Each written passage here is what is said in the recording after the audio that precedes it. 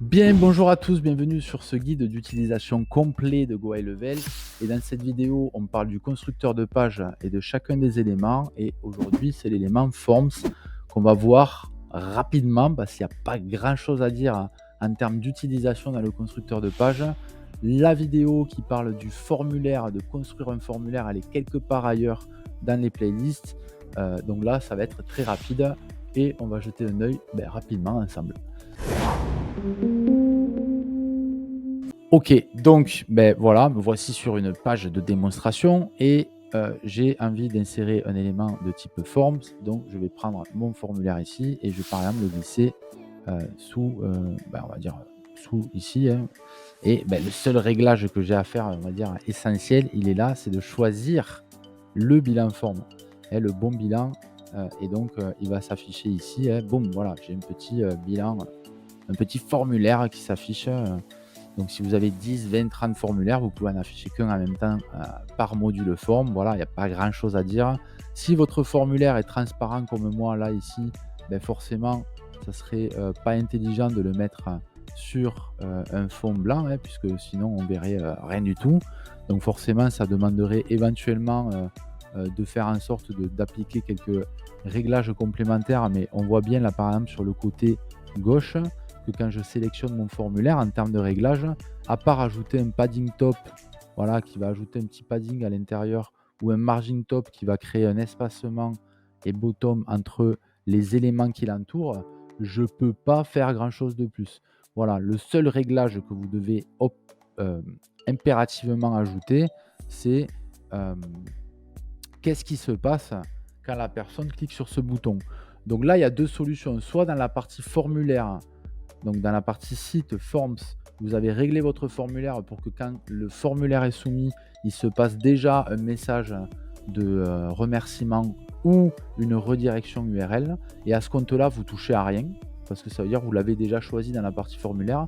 Au contraire, si dans la partie formulaire, vous n'avez rien mis volontairement pour que vous puissiez le choisir au moment de l'insertion dans une page, c'est le moment, il faut choisir. Et donc là, vous devez choisir qu'est-ce qui se passe.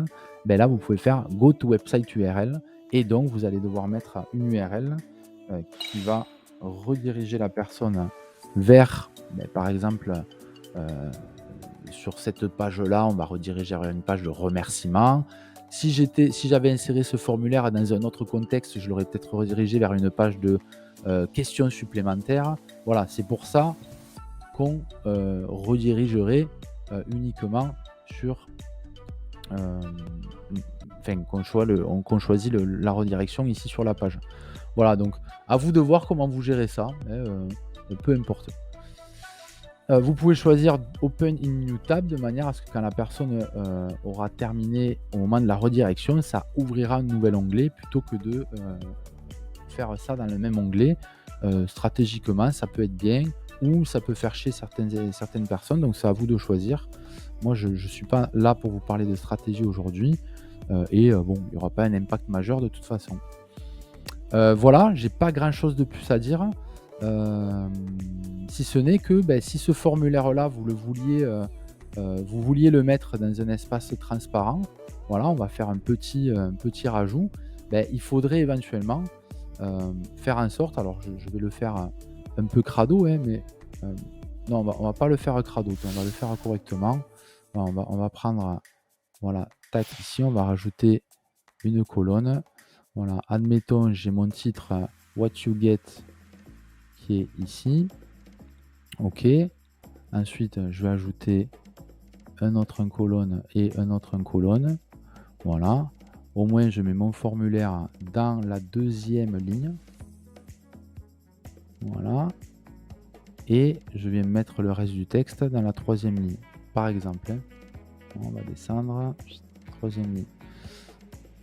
Voilà. Donc là, on avait vu, ils avaient fait quand même une taille de ligne qui était à 50%. Donc je peux éventuellement faire la même chose ici, hein. Voilà, taille de ligne à 50%. Voilà, pour faire les mêmes valeurs que eux. Voilà, 50. Tac. Et même mon formulaire, je vais mettre la ligne à 50. Voilà, pour qu'elle prenne qu'une partie de la page. Voilà, ça centre un peu le bordel. Et là, l'avantage, c'est que du coup, je peux mettre un background heu, directement ici, hein, par exemple, boum, un background noir, hein, bon, mon formulaire n'a pas de titre, hein, mais vous voyez, je peux jouer avec ça et du coup, je peux jouer avec, une box, hein, donc par exemple, hop, je vais mettre un border radius de 25, je vais enlever ensuite ça et voilà. Et donc, c'est la solution pour éviter d'avoir à dupliquer votre formulaire, hein, dans la partie formulaire, d'avoir le même formulaire, mais un sur fond blanc, un sur fond, coloré. Voilà, un sur fond transparent et un sur un fond coloré. Là, c'est une petite solution pour, l'insérer. Maintenant, si vous voulez à tout prix l'insérer ici, beh, voilà, c'est à vous d'aller peut-être dupliquer le formulaire et lui donner les bonnes couleurs.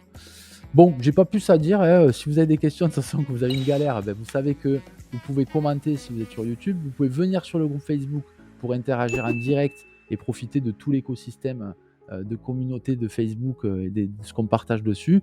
Ou ceux qui ont vraiment, pris, l'abonnement chez nous, 2 classrooms par semaine en plus pour venir, exposer vos problèmes.